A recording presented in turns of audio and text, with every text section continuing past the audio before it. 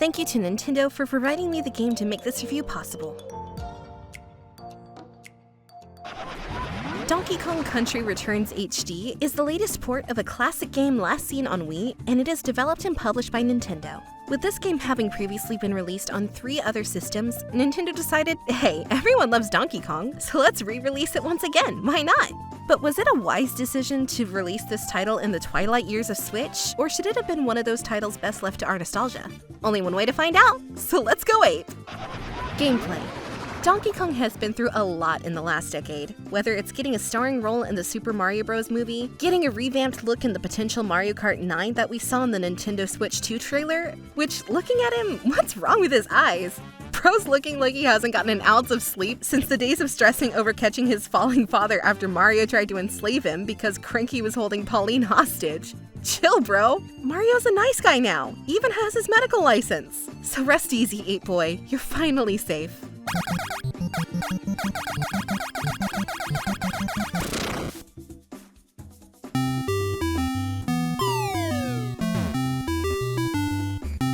Well, I mean, he's kind of safe, at least from those nightmares, but not from remasters and re-releases. Basically, Donkey Kong saw Grand Theft Auto 5, Skyrim, and Resident Evil 4 and was like, hold my banana, I've got this, and proceeded to re-release one of its more challenging platformers over the span of multiple consoles and their generations, and each bringing slight tweaks or upgrades to the title. But before we dive in, let's just take a step back and go back in time a fair bit to see where this actually started, shall we? Donkey Kong Country Returns first came onto the scene back in 2010, in which was the first real outing for our silly ape friend since 2004's Donkey Kong Jungle Beat, which of course was fun in its own right, but not really what fans were looking for in another full-fledged Donkey Kong title. Lucky for us, in 2010 with the release of Donkey Kong Country Returns on the Nintendo Wii, we got the game we were looking for, giving us the nostalgia we craved many years ago with the original Donkey Kong Country trilogy back on Super Nintendo. This time in a brand new entry, Donkey Kong Country, you know, returned. Yes, I know the joke you're thinking right now after hearing that. Somehow, Palpatine returned. But throwing in 8-Boy instead. Yes, it's fitting, obviously, but this was the revival we had hoped for, and it was the first really true 2D platformer experience for good old DK that gave us the classic Donkey Kong Country gameplay that we grew up loving. But the journey for this title didn't just go from Wii to Switch, because it had stopgaps in between by finding its second and third homes on other Nintendo consoles and handhelds, such as Nintendo Wii U and Nintendo 3DS. Which, by now, I'm sure you're starting to get my earlier referencing saying this game was similar to other games that get 3 to 4 re-releases across multiple generations. Granted, it didn't pull a remaster of a game that is only like 4 to 5 years old like some games have done. You guys know who you are.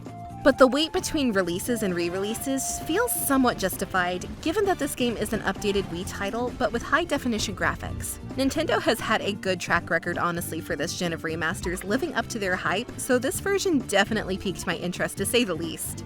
For all 5 or 10 of you interested in the actual story of this game, which, to be honest, there is one, yes, but are you really here for a story in a series that gains its reputation on masterful platforming? Probably not. But there's a story nonetheless, for better or for worse. Here in Donkey Kong Country Returns HD, the story revolves around the Tiki Tak tribe who go around with their musical instruments and are one-track minded on stealing DK's bananas that he hoards around and doesn't share with anyone like he's me with Cheez-Its. Curse you, David Blaine. Cheez-Its! I know that reference will go over your head, so I apologize. By hypnotizing local wildlife, the tribe tries to use them against DK to achieve their goal. But just like the Avengers have a Hulk, DK has a Diddy Kong, and with little Diddy Kong, you will have to navigate through a variety of environments and unique designs. Controls in this version of the game have been updated in comparison with the Wii version that relied on the Wii Remote waggle to make yourself roll, and now instead, you can jump by pressing a normal conventional button for a better feeling and smoother feeling experience. similar to the way that it felt on both the Wii U and 3DS, basically more comfortable, less cumbersome. The opposite of playing a co-op game with me, because playing with me is more cumbersome and less comfortable because out of nowhere, I'll pick you up and just throw you off of a cliff. Why? I don't know. Perhaps I feel like it. Sue me.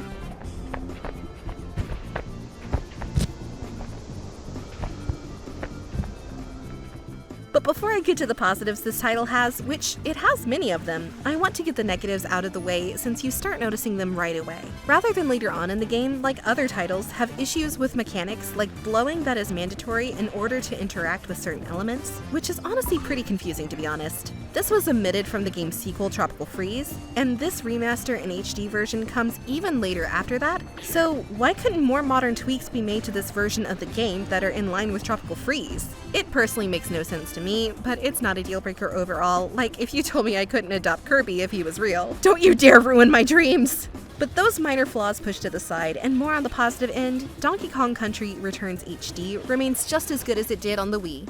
The game makes you immediately fixate on the game's layout and structure due to its vibrant animation and the surprises that await you around every corner, with the level variety ranging from stages that go from 0 to 100 in intensity, where your speedrunning skills are put to the test and your skill will prove vital, to whether you die 0 times or 50 times. It all depends on you. Don't blame the game. We're above that now, aren't we? Yes, we're so over it. Why will you die a potential amount of 50 times or more?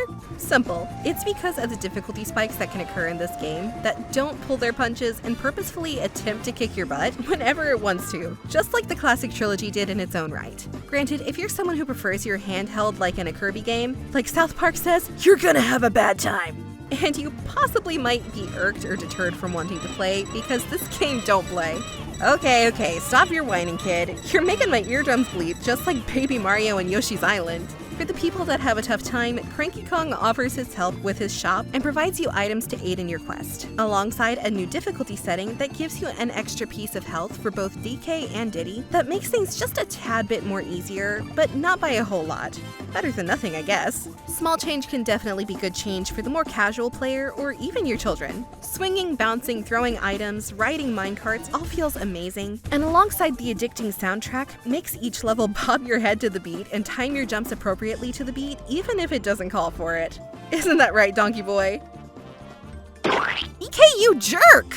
Besides bringing in a new modern difficulty and tweaks to the controls, does this HD version offer any more incentive for you to purchase this game once more on Switch? It sure does. In this HD remaster, the newer content comes from the 3DS version of the game that adds in additional levels and upgraded models for both Diddy and DK. The newer levels serving up both a great time, but also a very challenging one as well, easily taking a normal playthrough of the title from around 8 hours, and now, with the newer levels implemented, makes that experience rise to around 11 to 12 hours of gameplay. Pretty good for a 2010 remaster if I do say so myself. But before we wrap things up, revenge time!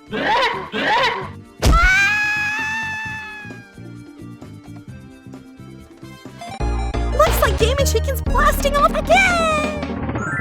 Overall, at the end of the day, Donkey Kong Country Returns HD does end up a good time, but with some flaws thrown in here and there that cuts at the seams. For example, there's some issues with sound mixing messing up here and there, or random glitches that get in the way of some of the better looking visuals, occasional frame rate drops during boss fights, even though most of the game runs at 60 FPS, are just some of the highlights of the issues with the game, but nothing too major if I'm going to be honest. However, even with the negatives, Donkey Kong Country Returns HD invites you back to a very nostalgic experience that is both fun and frustrating.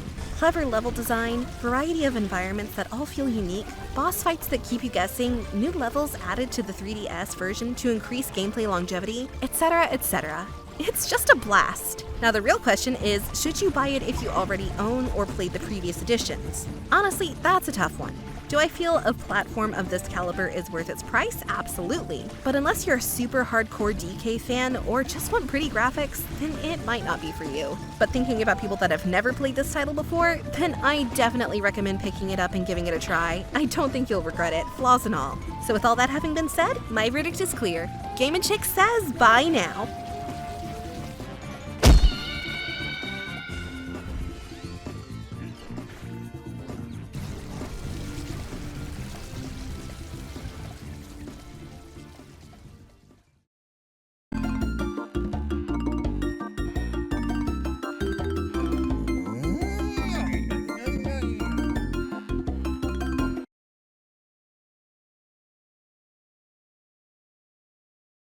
Well, excuse me.